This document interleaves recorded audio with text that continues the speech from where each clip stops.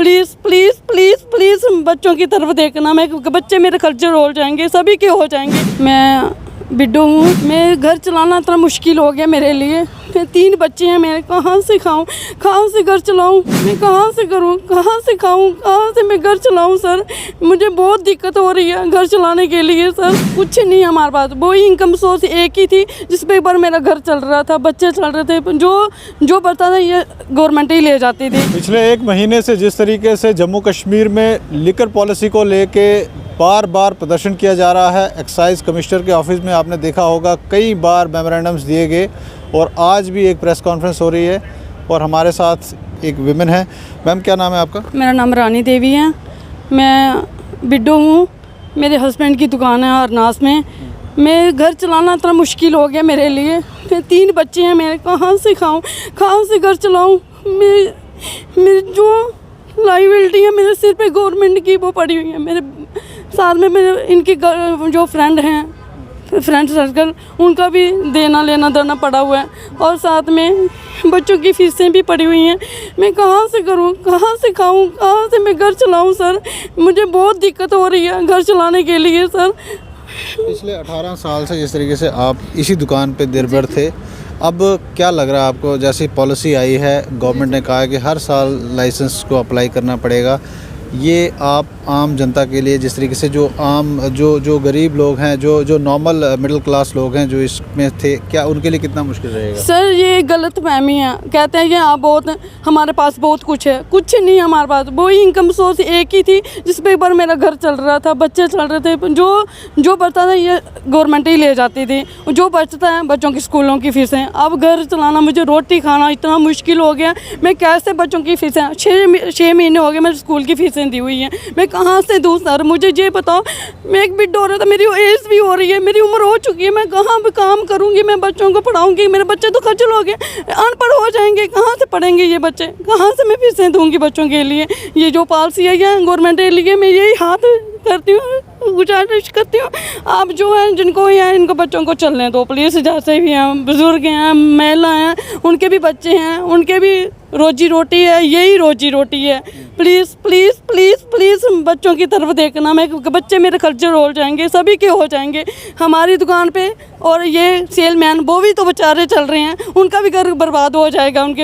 हमारे तो लगता है कि हमेशा सरकार जो है वो शराब की दुकानों की तरफ उनकी नज़र रहती है। इनकम टैक्स अगर ज़्यादा वसूलना हो, कोविड के बाद जिस तरीके से वाइन शॉप्स खोली गई उसमें 50% से ज़्यादा का जो है उस पर कहा गया ड्यूटी लगाई गई, उससे टैक्स वसूला गया, तो हमेशा आपको लगता है कि सरकार की नज़र जो है वो वाइन शॉप की तरफ ही ज़्यादा रहती है? ये वो गलत फहमी है। आप देख सकते हो कि जो दुकान पे जो अगर नज़र है ये ठीक है, जो लॉकडाउन में जो इनको थोड़ा सा मौका दिया खोलने के लिए, जो इन्होंने सोचा पता नहीं कितनी इनकी बेकरी हो गई है, कितना पैसा कमा लिया, ये गलत फहमी। हमारे पास कुछ नहीं है, उसके सिवा दुकान के सिवा कोई इनकम सोर्स नहीं है। वो बड़ी मुश्किल से हमने उनका पे भी किया, लॉकडाउन पे भी पता नहीं कैसे कैसे पैसे पे किया हमने, वो भी हमने दिया। जो हमारे पास बहुत लाइबिलिटी है, प्लीज़ प्लीज़ उनको बोलो हमारे बच्चों की कहाँ से खाएंगे, कहाँ से करेंगे प्लीज़ सर। क्या नाम है आपका? सर मेरा नाम ऋतिक है। कौन सी क्लास में पढ़ते हो? सर मैं कॉलेज में हूँ, मैं 2nd ईयर में हूँ। हाँ जी, चंडीगढ़ से हूँ। तो क्या लग रहा है आपको जिस तरीके से फ़ैसला लिया गया है, अब हर साल अप्लाई करना पड़ेगा लाइसेंस के लिए, आपकी फैमिली जिस तरीके से एक सोर्स ऑफ इनकम था, क्या लग रहा है आपको? सर एक्चुअली जो ये पॉलिसी गवर्नमेंट ने लाई है, ये इस जम्मू कश्मीर में इसकी कोई वैल्यू नहीं है। ये गलत पॉलिसी है। जो जितने भी लोग हैं यहाँ पर वो सफ़र करेंगे, जितने भी वाइन ट्रेड्स में जितने सालों से काम कर रहे हैं, सबका घर बार उन्हीं चीज़ों से चलता है। अब जो भी है जैसे भी है सारे चल रहे हैं, सबकी फैमिली है, सबके बच्चे हैं, सबके बच्चे पढ़ रहे हैं। तो वो तो जिस तरीके से कहा जाता है, यूथ आप भी यंग हैं, कहा जाता है कि मौका सबको मिलना चाहिए, तो आपको क्या लग रहा है? सर ये तो बहुत अच्छी बात है कि सबको मौका मिलना चाहिए, सबका हक है।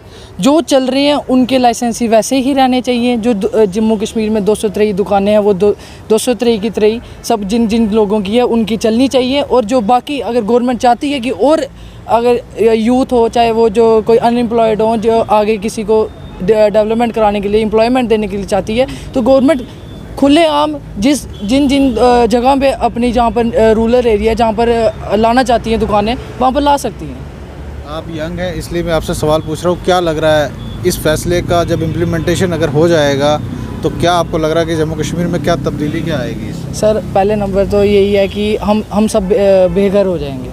हमारे यहाँ इसके सिवा और कुछ नहीं है। हमारा इधर बात वाइन की नहीं है, बात इधर पेट की है, इधर रोटी की बात है, इधर अपने भविष्य की बात है। कहाँ से पढ़ेंगे, कहाँ से खाएंगे, कहाँ से पढ़ेंगे, कहाँ से खाएंगे।